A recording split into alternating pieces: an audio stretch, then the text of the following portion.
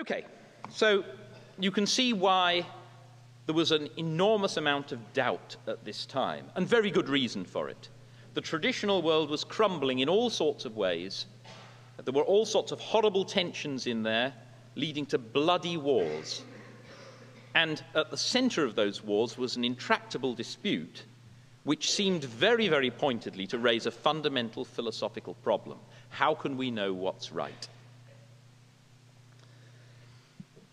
Well, very soon, things started happening in the realm of science, and let's just see how that came about. Aristotelian science was based on a very commonsensical idea. Actually, an idea Aristotle had got from the pre-Socratic philosopher Empedocles. There are four elements: fire, air, water, and earth. So everything we see is made up of this mixtures of these basic four elements.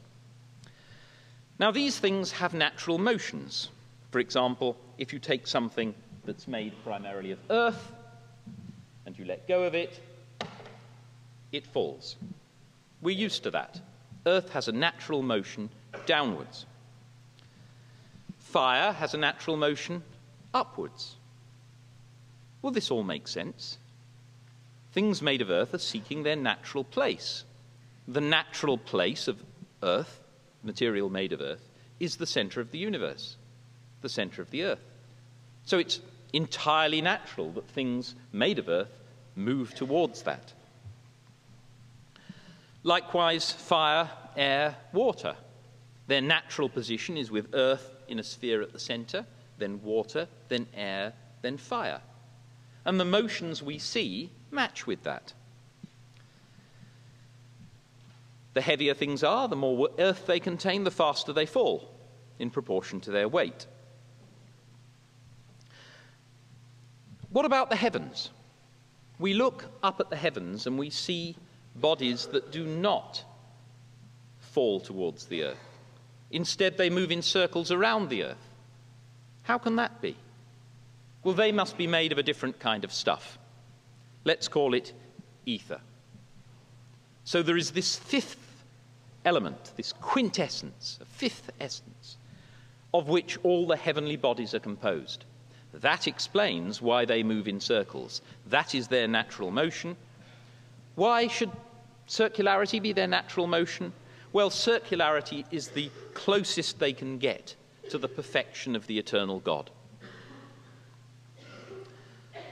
So, the explanation for why things work as they do in nature is all in terms of things striving to achieve a particular end. Bodies made of earth strive to reach the center of the universe. Bodies in the heavens strive to move in the perfection of circles. Now, this came to be seen as a bit problematic. So suppose, for example, we take a siphon. Here we've got a siphon. I'm sure this is familiar to all of you. On the left, you've got a beaker with water in it, and the pipe is going into that, and the pipe itself is full of water. And as we know, what will happen is that the water will pass up the pipe and down on the right-hand side, and the beaker on the left will be emptied, and the beaker on the right will fill up correspondingly. Now, why does the water on the left rise up the pipe? I mean, it's easy to understand why the water on the right falls down, okay? That's trying to reach its natural position. So it moves downwards. We know water moves downwards when it's left to itself, as in the rain. But you see, if it moved downwards on the right, that would leave a gap, a vacuum, a hole in the pipe. It would leave an emptiness. So why does water move up on the left-hand side? Well, it must be that nature abhors that emptiness. Nature abhors a vacuum. So the water on the left moves up in order to avoid there being a vacuum. It's striving to avoid this abhorrent situation of a vacuum. And it's actually a very natural way to think, isn't it? I mean, think of sucking water up a straw. You think of yourself as sucking it up. The water is coming up to fill the void. We know now that isn't what's going on. Rather, it's atmospheric pressure pushing. But that was the very natural explanation that they came to. But compare this explanation, and this is actually from a parody, Le Malade Imaginaire, a play of Molière in 1673, and he's making fun of this kind of supposed scientific explanation. So somebody asks the doctor, why does opium make one sleep? And the answer comes, because it contains a dormitive virtue whose nature is to make the senses soporific. Now, clearly it's a parody. There's no explanation at all there. Why does it make you sleep? Oh, because it contains something that makes you sleep. And if you think about it, the same is true of the explanation with the vacuum. Nature abhors a vacuum, doesn't explain anything. All it says is that vacuums won't naturally occur. It doesn't say why. And now think about stones striving to reach the center of the earth. Why do stones fall? Because they strive to reach the center of the earth. That doesn't actually tell you anything about why it's happening. It's just redescribing the phenomenon. It's just saying, in effect, well, they do.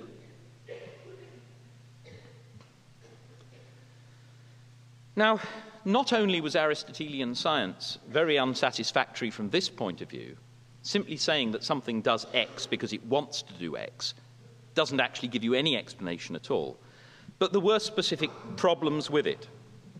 Take the flight of a cannonball. How does a cannonball fly? Well, roughly, it's a parabola.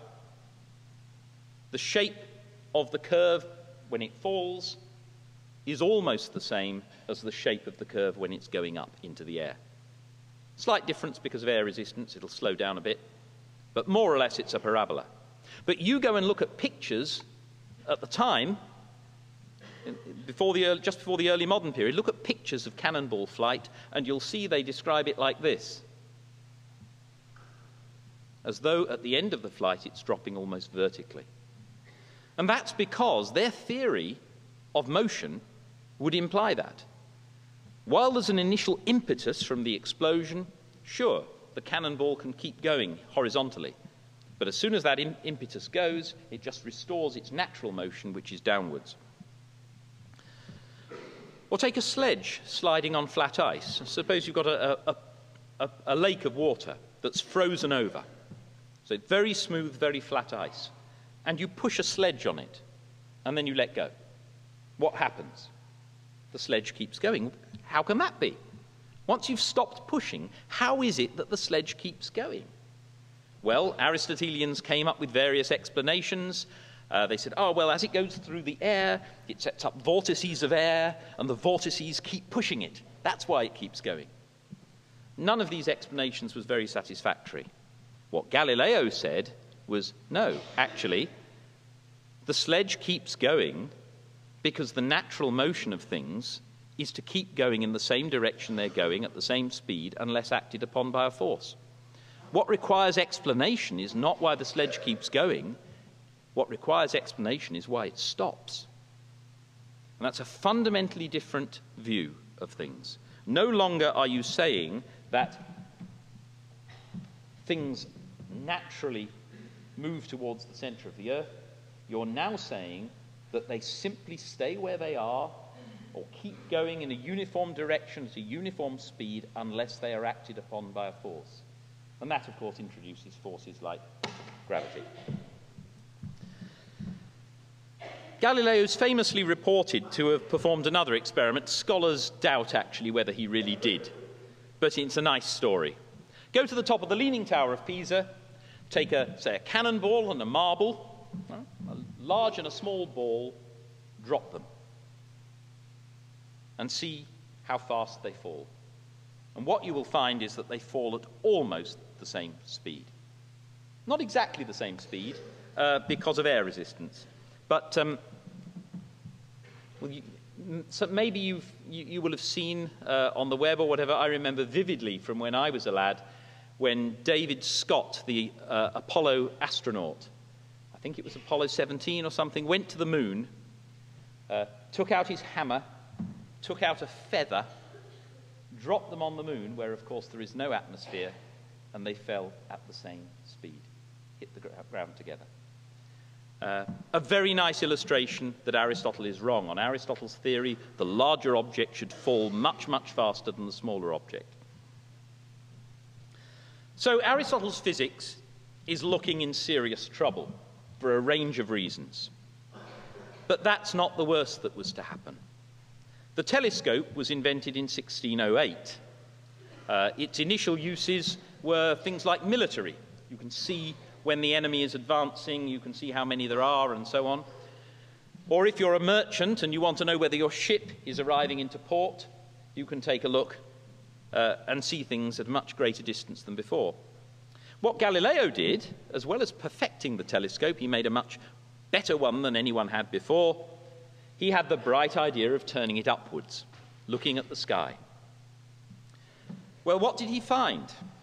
He found mountains and valleys on the moon. He even found, by looking at them at particular times of day, he could see the shadows cast by these by the sun and even estimate their height. He found 4 moons orbiting around Jupiter. Of course, we now know there are far more. But the 4 that he saw with his telescope, very famous. It shows not everything is centering around the Earth. Innumerable stars. I mean, when you look through a telescope at, say, the Milky Way, and of course the Milky Way was much more visible for him than it is for us today with all the street lighting that we get. Look at the Milky Way through a telescope, and you find that behind, as it were, all the stars that we can see are zillions more. The idea that the stars are on some fixed crystalline sphere that rotates around the world, once you look at that kind of depth, becomes less plausible. And he saw that Venus has phases. Now, we're used to the moon having, sometimes it appears as a crescent, sometimes it doesn't appear at all, it's just black. Sometimes we see the full moon. Well, the same is true of Venus. Now, the Aristotelian theory, as I said, was based on the idea that all heavenly bodies basically move in circles. Now, that's a bit of a simplification. If you look at the motion of the planets in the sky, you will find that they don't simply go round the Earth in a continuous circle. Sometimes they seem to move backwards for a time and then move forwards again. Now, we understand that, of course, because we think of the Earth as orbiting around the Sun, and, say, Mars also orbits around the Sun. And so we've got a complication of 2 different motions added together, which means that in general Mars will move in a consistent direction around the Earth, but sometimes, as it were, the Earth overtakes it, so Mars seems to go backwards. So how did the Aristotelians deal with that? I mean, how did they explain the fact that the motion of the planets visibly was not just a straight, consistent circle? Well, they explained it in terms of planets moving on circles around circles. So instead of simply having a circle like that, you might have an arrangement like this, where a planet is moving on one circle that goes around another circle. And by doing that, they were able to give an account of the position of the planets in the sky that worked out pretty well, of the order of 5 degrees plus or minus. So not great, but enough to keep them relatively content. Now, in order to explain the motion of Venus in the sky, there's a bit more of a problem. You see, Venus, as we know now, is closer to the Sun than the Earth is. Its orbit is within the Earth's orbit. So that means that Venus never gets more than a certain angle away from the angle of the Sun, which is why Venus is morning star and evening star, okay? It only appears in hours fairly close to the Sun's appearing. So how do you explain that within an Aristotelian model? Well, the way it was done was developed by an Alexandrian called Ptolemy, very famous. He had the Sun moving around the Earth and Venus orbiting around a point on the line between the Earth and the Sun. Okay, so Venus went like that. Here's the Earth, the Sun is going round, and Venus is going round like this, always roughly between the Earth and the Sun. Here's the problem. Imagine what you see from the Earth when you look at Venus, when Venus is illuminated by the sun like that. What you see is a crescent. Agreed? You never see a full Venus. You cannot see a fully illuminated Venus. You can only see a fully illuminated Venus if Venus is sometimes on the other side of the sun.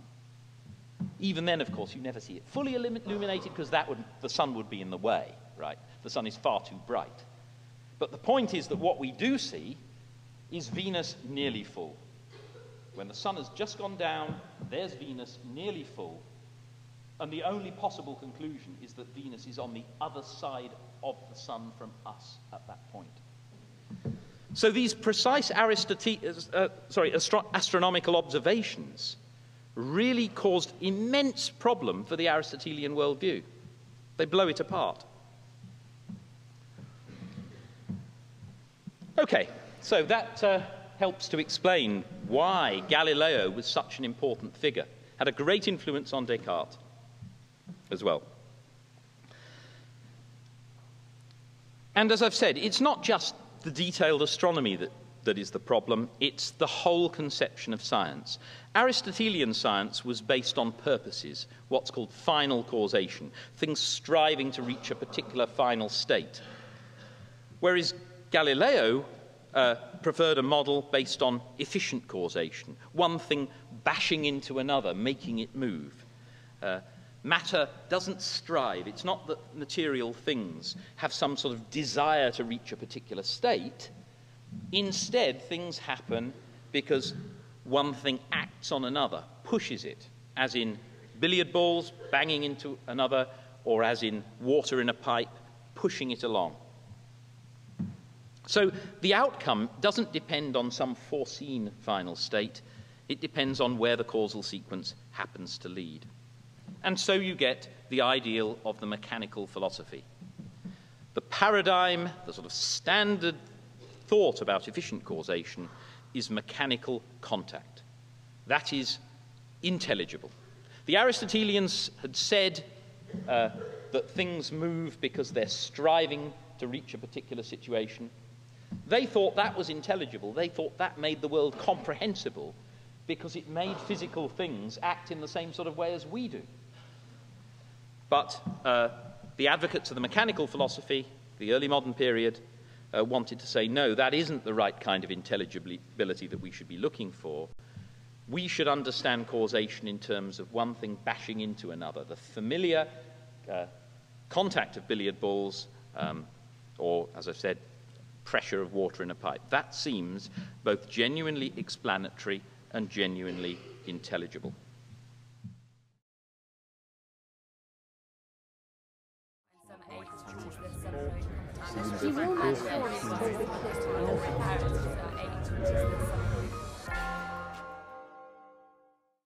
Okay, so you can see why there was an enormous amount of doubt at this time, and very good reason for it.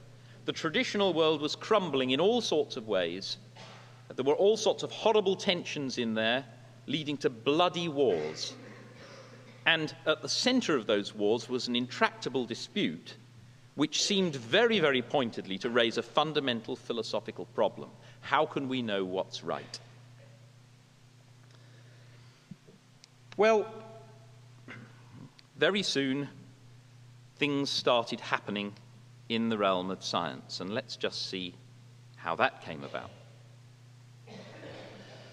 Aristotelian science was based on a very commonsensical idea. Actually, an idea Aristotle had got from the pre-Socratic philosopher Empedocles. There are four elements: fire, air, water, and earth. So everything we see is made up of these mixtures of these basic four elements. Now, these things have natural motions. For example, if you take something that's made primarily of earth and you let go of it, it falls. We're used to that. Earth has a natural motion downwards. Fire has a natural motion upwards. Well, this all makes sense. Things made of earth are seeking their natural place. The natural place of earth, material made of earth, is the center of the universe. the center of the earth. So it's entirely natural that things made of earth move towards that. Likewise, fire, air, water. Their natural position is with earth in a sphere at the center, then water, then air, then fire. And the motions we see match with that. The heavier things are, the more earth they contain, the faster they fall, in proportion to their weight. What about the heavens? We look up at the heavens and we see bodies that do not fall towards the earth. Instead, they move in circles around the earth. How can that be? Well, they must be made of a different kind of stuff. Let's call it ether. So there is this fifth element, this quintessence, a fifth essence, of which all the heavenly bodies are composed. That explains why they move in circles. That is their natural motion. Why should circularity be their natural motion? Well, circularity is the closest they can get to the perfection of the eternal God. So, the explanation for why things work as they do in nature is all in terms of things striving to achieve a particular end. Bodies made of earth strive to reach the center of the universe. Bodies in the heavens strive to move in the perfection of circles.